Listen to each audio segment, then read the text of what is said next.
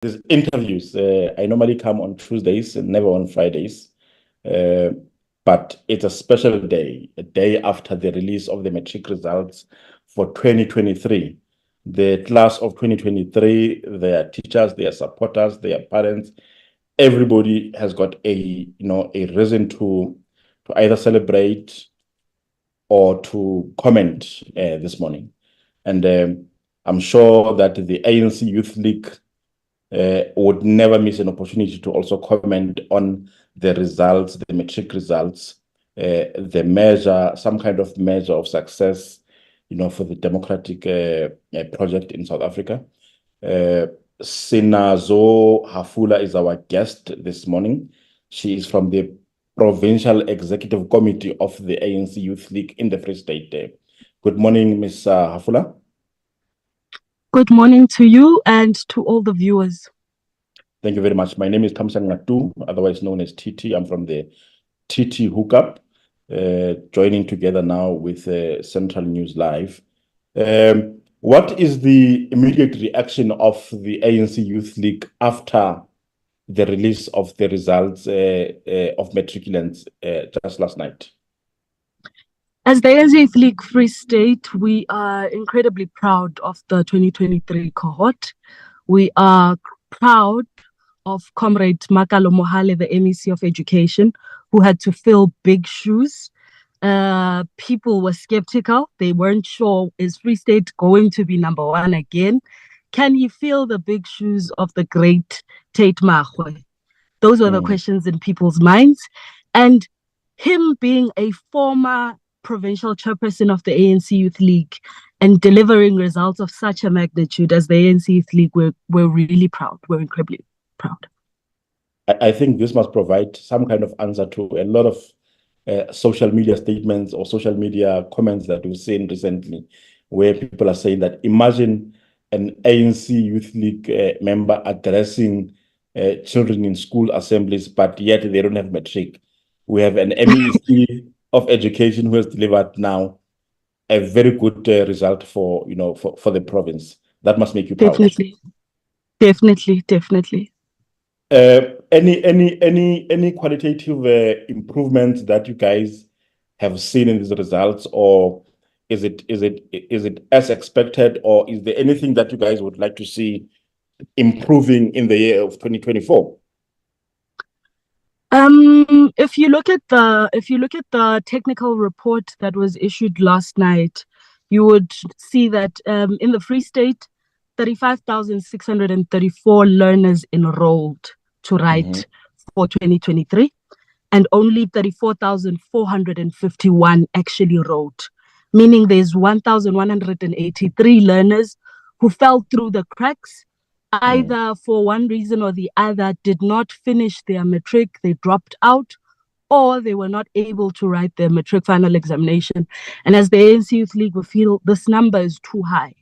We cannot have 1,183 learners dropping out with no one accounting as to what might have happened to these learners and what steps are we going to take to bring them back into the system and ensure that they actually get their matric.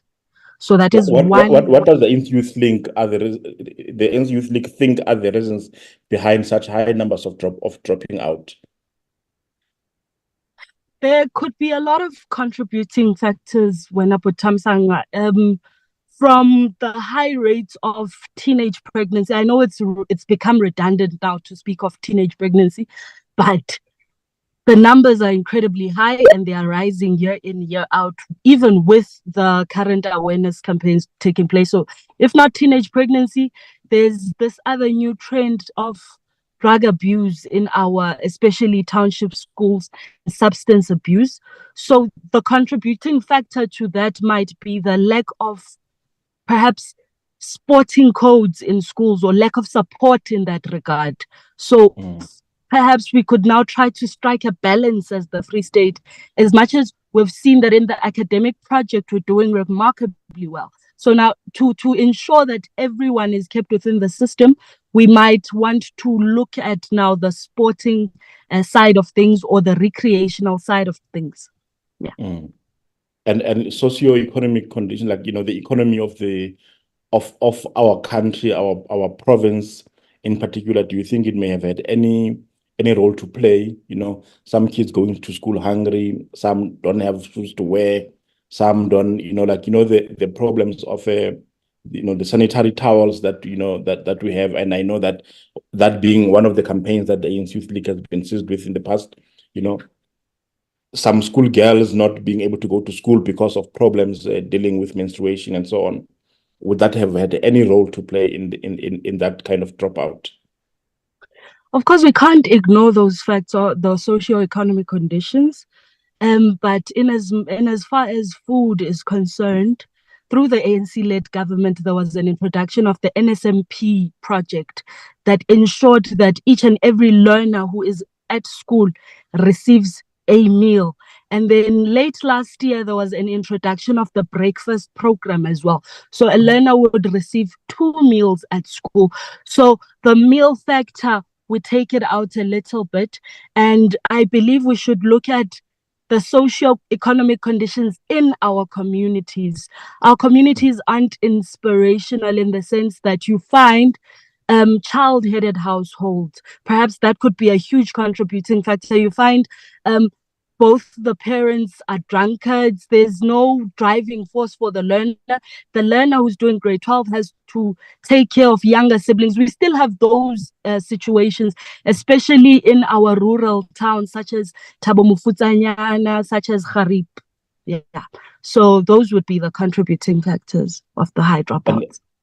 And now, because that 2023 is immediately in our past, we are in 2024. Are there any programs that the ANC Youth League would undertake to support the current crop of matriculants and how they would do better for 2024? Of course. As the ANC Youth League, we have multiple initiatives. We are currently engaging different stakeholders, in fact, such that we bring to our communities what we call, because we've realized that the education system does not really speak to the realities in terms of career guidance, first of all. You find that umntana would apply for some, speaking realistically, you cannot with 27 points apply for medicine. You are going to be rejected. So we're facing situations where some of these learners did apply for university. They do qualify for university, but they don't qualify for the courses that they applied for. Now, you find that if ngoku change a course, that is not accepted because quotas in institutions of higher learning are said to be full, this and this and that. So if there would be more career guidance and more support to grade 12 learners, because you find in predominantly Black schools, learners are expected to perhaps pop out a certain amount of money. Yes, parents do plan for these things, but you find that there are learners who cannot contribute for stuff such as camps. In some schools, their contributions would be 500, some 1.5, depending on the needs of the learner or of the school at that particular point. So as the ANC Youth League, we're going to try and liaise with business people in the different municipalities to see how we can better support our matriculants. Yeah. And another problem that comes with good results is the ability or our capability to absorb these learners who have just matriculated or graduated from high school into either the job market or into the further education and learning space. Do we think that we've got the capacity now in 2024 to adopt all these learners there? The reality, my brother, is that we do not. As I said earlier, 35,000 enrolled, 30,673 learners passed for this year. And we cannot expect those learners to just sit at home. They need post-matric qualifications. UFS and Central University of Technology as universities are not enough in the Free State. As the ANC Youth League, we're calling for the building of another university to at least lift the load even on the colleges. If not a university, then another college must be built, because even with colleges, We have Maluti Apufung, we have the likes of Ilantos, Goldfields TVET, Moteo TVET, and the likes. But you still find that even after university and college registrations, there are learners who must go back home because they did not find space in institutions of higher learning. And yes, some do get space outside the province, but now remember that there are other students coming in from outside the province to study in the Free State. So hence the advocacy of another institution of higher learning, be it a university, be it a college. But now the government must start focusing on the building of another institution of higher learning to ensure that the learners are also accommodated in the university space. That being the case, I just want to ask you if you guys have made this argument with your leadership of the ANC, who is also the leadership of government. Like, have you had qualitative engagements with them, showed them the need for this, and to the extent that this has not happened, is there a refusal from the from your leaders that this needs to happen in the Free State?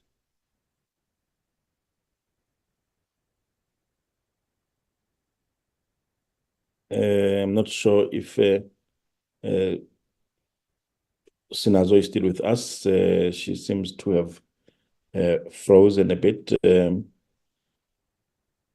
Bongsa, I don't know if you can get back to Sinazo.